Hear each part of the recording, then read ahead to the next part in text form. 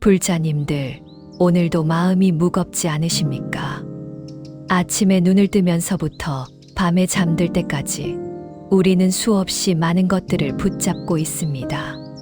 돈을 더 벌어야겠다는 생각, 자식들이 잘 되어야 한다는 걱정, 남들보다 뒤처지면 안 된다는 조바심, 잃을까봐 두려운 것들. 이런 마음들이 하루 종일 머릿속을 맴돌며 우리를 괴롭히지 않습니까?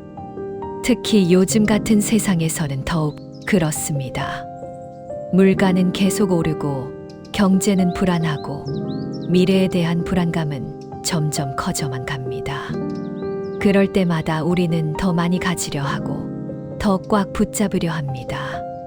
하지만 법우님들, 이상하지 않으십니까? 붙잡으면 붙잡을수록 마음은 더 불안해지고 더 괴로워집니다. 마치 모래를 꽉 쥐면 쥘수록 손가락 사이로 더 많이 빠져나가는 것처럼 말입니다. 오늘 이 시간에는 부처님께서 가르쳐 주신 놓아줌의 지혜에 대해 말씀드리려 합니다. 2500년 전 부처님께서 깨달으신 그 진리가 지금 이 순간 우리에게도 똑같이 적용되는 살아있는 가르침임을 함께 확인해 보겠습니다. 오늘 4가지 포인트를 통해서 왜 붙잡는 것이 고통이며 어떻게 내려놓을 때 진정한 자유와 행복이 찾아오는지 자세히 살펴보겠습니다. 첫 번째로는 집착이 어떻게 고통의 뿌리가 되는지, 두 번째로는 내려놓음의 참된 의미가 무엇인지, 세 번째로는 실제로 어떻게 놓아주는 연습을 할 수 있는지, 그리고 마지막으로는 놓아줌 이후에 찾아오는 자유로운 삶에 대해 말씀드리겠습니다. 보살님들께서 오늘 이 말씀을 들으신 후에는 마음이 한결 가벼워지고 편안해지실 것입니다. 그리고 무엇보다도 살아가는 것이 이렇게 단순하고 자연스러울 수 있다는 것을 깨달으시게 될 것입니다. 첫 번째로 집착이 고통의 뿌리라는 것에 대해 말씀드리겠습니다. 부처님께서는 사성제 중 집성제에서 분명히 말씀하셨습니다. 모든 고통의 원인은 가래, 즉 집착에서 비롯된다고 하셨습니다. 중화함경에서 부처님께서는 이렇게 말씀하셨습니다. 집착이 있으면 속박이 있고 집착이 없으면 해탈이 있다. 이 말씀이 무슨 뜻인지 일상의 예를 들어 설명해 드리겠습니다. 어떤 분이 주식 투자를 시작했다고 가정해 봅시다. 처음에는 작은 돈으로 시작했는데 운 좋게 수익이 났습니다. 그러면서 점점 더 큰 돈을 투자하게 되고 하루 종일 주식 차트만 들여다보게 됩니다. 주가가 오르면 기뻐하고 떨어지면 괴로워합니다. 밤에 잠도 제대로 못 자고 낮에도 마음이 불안합니다. 이때 이분의 고통은 어디서 오는 걸까요? 주식 자체에서 오는 게 아닙니다. 주식에 대한 집착에서 오는 것입니다. 만약 이분이 주식을 단순히 여가 활동 정도로 생각하고 잃어도 괜찮다는 마음으로 접근했다면 어떨까요? 같은 상황에서도 전혀 괴롭지 않을 것입니다. 조주선사의 어록에 이런 말씀이 있습니다. 평상심이 도다. 평상심이란 특별히 무엇을 얻으려 하거나 잃지 않으려는 마음 없이 자연스럽게 흘러가는 마음을 말합니다. 우리가 일상에서 겪는 모든 스트레스와 걱정들을 한번 살펴보십시오. 자식 교육에 대한 걱정도 그렇습니다. 자식이 좋은 대학에 가야 한다. 좋은 직장에 취직해야 한다는 집착 때문에 부모도 자식도 괴롭습니다. 하지만 자식의 행복을 진정으로 바란다면 자식이 자신의 길을 찾아갈 수 있도록 믿고 지지해 주는 것이 더 좋지 않을까요? 건강에 대한 집착도 마찬가지입니다. 물론 건강을 챙기는 것은 중요합니다. 하지만 너무 집착하면 오히려 스트레스가 되어 건강에 해롭습니다. 매일 혈압을 재고 혈당을 체크하고 조금만 몸에 이상이 있으면 큰 병이 아닌가 걱정하며 사는 것이 과연 건강한 삶일까요? 대반열반경에서 부처님께서는 이렇게 말씀하셨습니다. 모든 것은 무상하다. 무상한 것에 집착하면 고통이 따를 수밖에 없다. 우리 주변의 모든 것들, 돈도 건강도 명예도 심지어 사랑하는 사람들조차도 모두 변하고 사라질 수 있는 것들입니다. 이런 무상한 것들에 집착하면서 영원하기를 바라는 것, 그것이 바로 고통의 뿌리입니다. 그렇다면 어떻게 해야 할까요? 아무것도 사랑하지 말고 아무것도 원하지 말라는 뜻일까요? 그게 아닙니다. 사랑하되 집착하지 말고 노력하되 결과에 얽매이지 말라는 것입니다.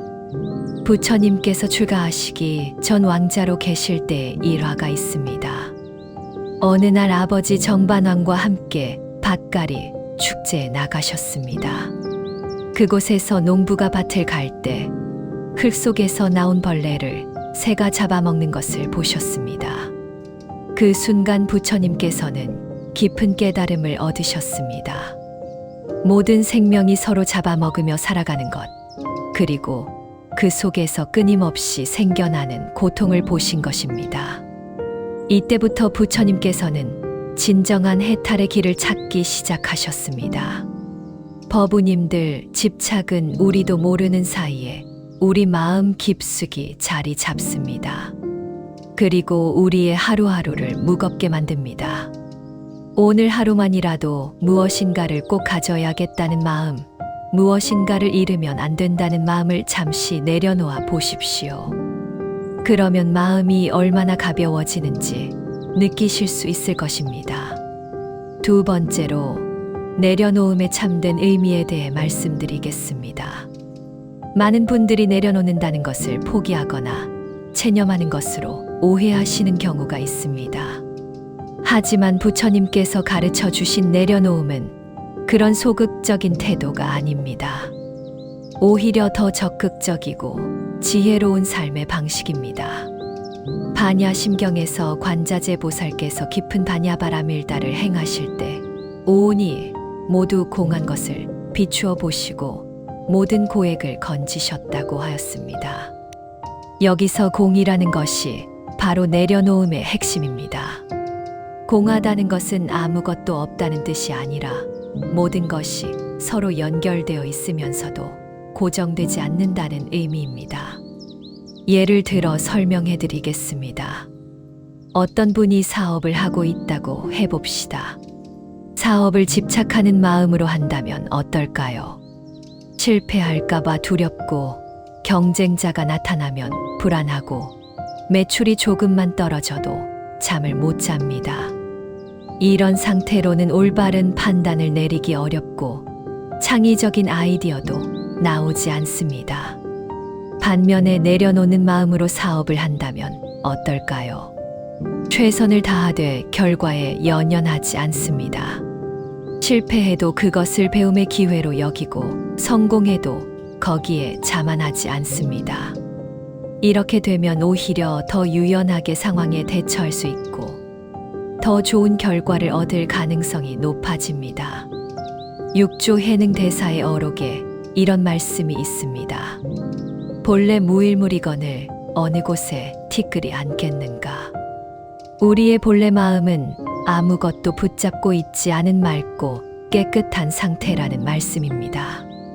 그런데 우리는 살아가면서 온갖 생각과 감정과 욕망들을 마음에 쌓아놓고 무겁게 지고 다닙니다. 마치 맑은 거울에 먼지가 쌓여서 본래의 모습을 볼 수 없게 되는 것처럼 말입니다. 내려놓는다는 것은 이런 먼지들을 하나씩 털어내어 본래의 맑은 마음으로 돌아가는 것입니다. 구체적인 예를 더 들어보겠습니다. 부모님이 자식에 대해 갖는 마음을 생각해 보십시오. 집착하는 부모는 자식이 자신의 기대대로 살아가기를 강요합니다. 공부를 잘해야 하고 좋은 직장에 다녀야 하고 결혼도 부모가 원하는 사람과 해야 합니다.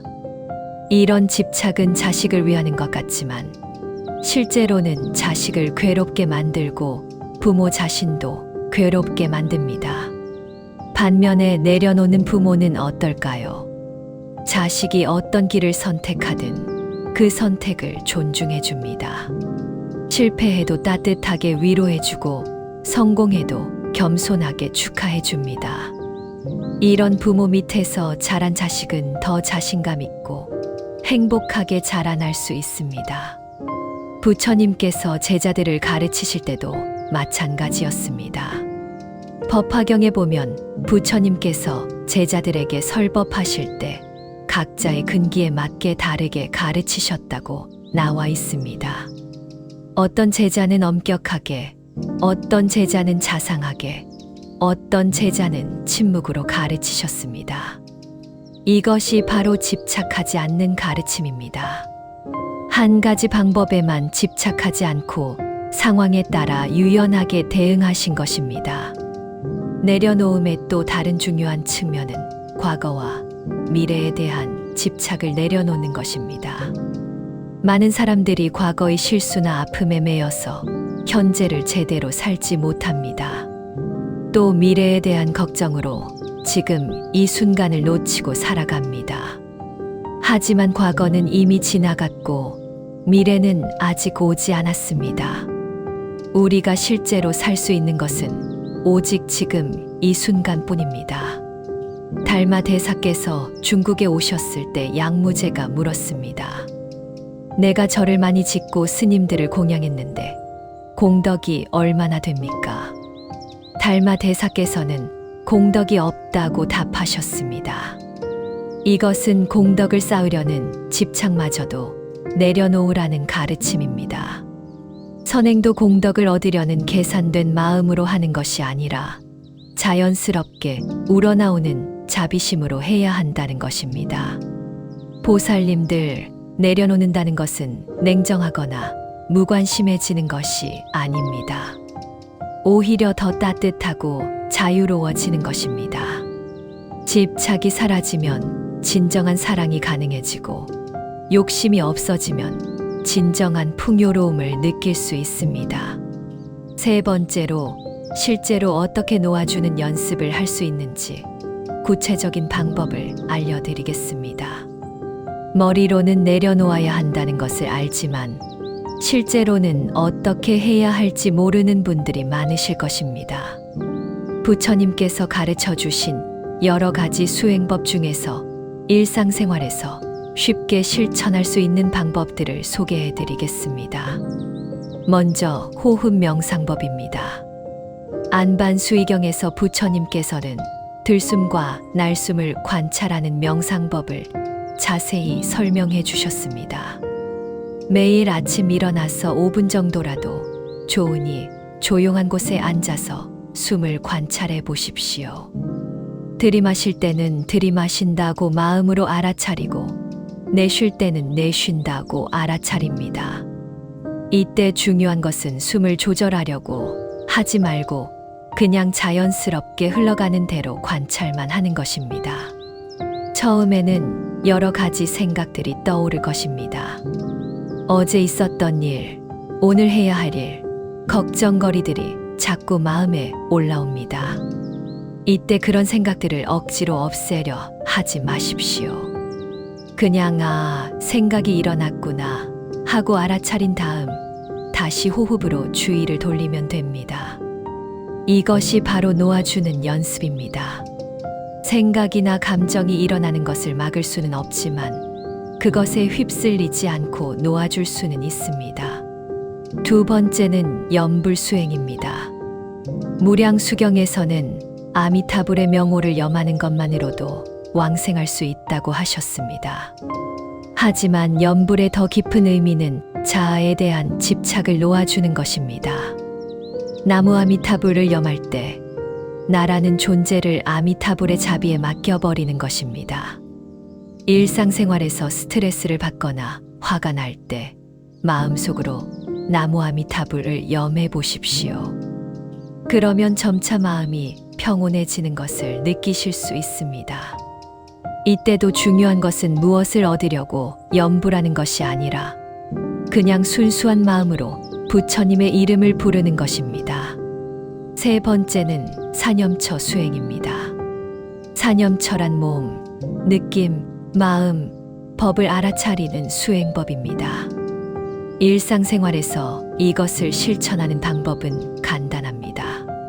지금 내가 무엇을 하고 있는지, 어떤 느낌이 드는지, 어떤 마음 상태인지를 계속 알아차리는 것입니다. 예를 들어 밥을 먹을 때는 지금 밥을 먹고 있다. 짠맛이 난다. 맛있다는 느낌이 든다. 이런 식으로 알아차립니다. 걸을 때는 오른발을 든다. 내딛는다. 왼발을 든다. 내딛는다 하면서 걸음걸이를 알아차립니다. 이렇게 현재 순간에 주의를 기울이면 자연스럽게 과거와 미래에 대한 집착에서 벗어날 수 있습니다. 네 번째는 자비 명상입니다. 자비경에서 부처님께서는 모든 중생이 행복하기를 바라는 마음을 기르라고 하셨습니다. 먼저 자신에게 자비를 베풀어 보십시오. 내가 행복하기를 바랍니다.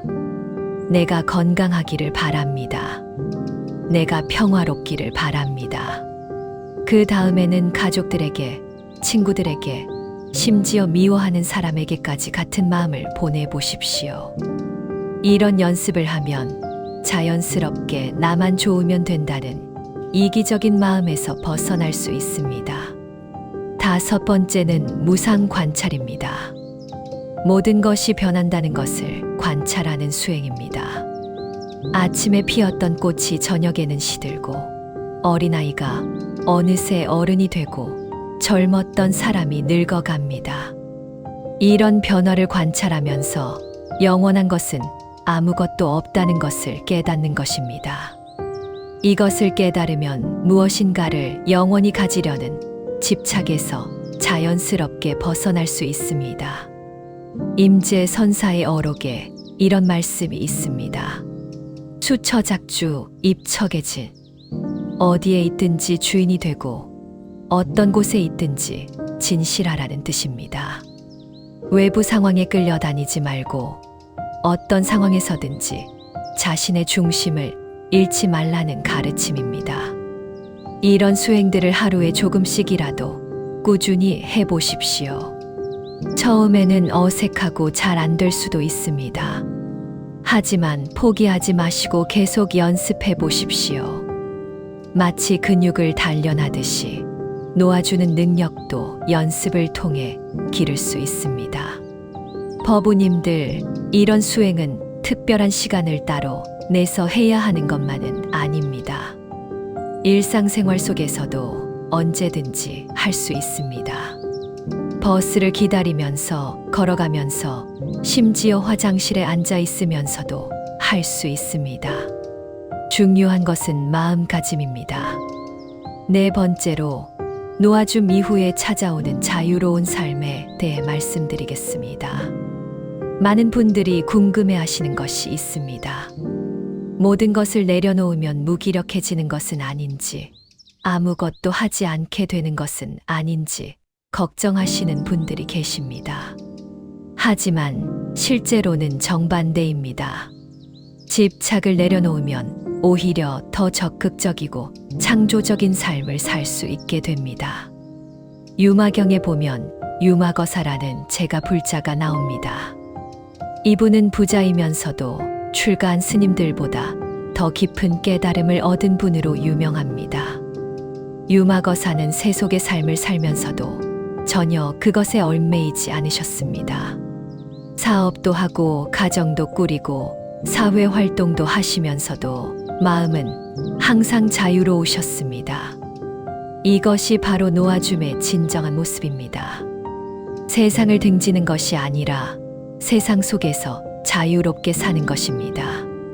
구체적으로 어떤 변화들이 일어나는지 말씀드리겠습니다. 첫째, 마음이 평온해집니다. 예전에는 주식이 오르락내리락 할 때마다 마음이 요동쳤다면 이제는 그런 변화에 일희일비하지 않게 됩니다. 물론 손해를 보면 아쉽고 이익을 보면 기쁘지만 그 감정에 휩쓸리지 않습니다. 마치 연못 위의 파도가 일어도 연못 밑바닥은 고요한 것처럼 마음 깊은 곳에는 항상 평화가 있게 됩니다. 둘째, 관계가 좋아집니다. 집착이 사라지면 진정한 사랑이 가능해집니다. 예전에는 가족이나 친구들이 내 기대대로 살아가지 않으면 실망하고 화를 냈다면 이제는 그들을 있는 그대로 받아들일 수 있게 됩니다. 아이가 공부를 못해도 남편이 승진을 못해도 그것 때문에 관계가 악화되지 않습니다. 오히려 서로를 더 깊이 이해하고 사랑할 수 있게 됩니다. 셋째, 창의력이 증가합니다. 집착은 우리의 시야를 좁게 만듭니다. 한 가지 방법에만 매달리게 되어 다른 가능성을 보지 못하게 됩니다. 하지만 집착이 사라지면 마음이 유연해지고 다양한 관점에서 문제를 바라볼 수 있게 됩니다. 사업에서도 인간관계에서도 어떤 문제든지 더 창의적인 해결책을 찾을 수 있게 됩니다. 넷째, 건강이 좋아집니다. 스트레스가 줄어들면 자연스럽게 몸도 건강해집니다. 집착으로 인한 긴장과 불안이 사라지면 혈압도 내려가고 소화도 잘 되고 잠도 잘 오게 됩니다. 마음의 병이 나으면 몸의 병도 자연스럽게 낫는 경우가 많습니다. 다섯째, 진정한 풍요로움을 느끼게 됩니다. 집착이 있을 때는 아무리 많이 가져도 만족하지 못합니다. 항상 부족하다고 느끼고 더 많이 가지려고 합니다. 하지만 집착이 사라지면 지금 가진 것만으로도 충분히 행복할 수 있게 됩니다. 작은 것에도 감사하게 되고 일상의 소소한 즐거움을 느낄 수 있게 됩니다. 원효 대사의 일화가 있습니다. 어느 날 원효 대사께서 길을 가시다가 목이 말라서 물을 찾으셨습니다.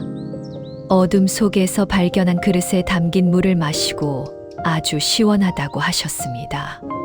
그런데 아침에 보니 그것은 해골이었고 물도 더러운 물이었습니다. 그 순간 원효 대사께서는 일체유심조를 깨달으셨습니다. 모든 것은 마음이 만들어내는 것이라는 깨달음이었습니다. 똑같은 물이라도 집착하는 마음으로 마시면 더럽게 느껴지고 자유로운 마음으로 마시면 깨끗하게 느껴진다는 것입니다. 여섯째, 죽음에 대한 두려움이 사라집니다.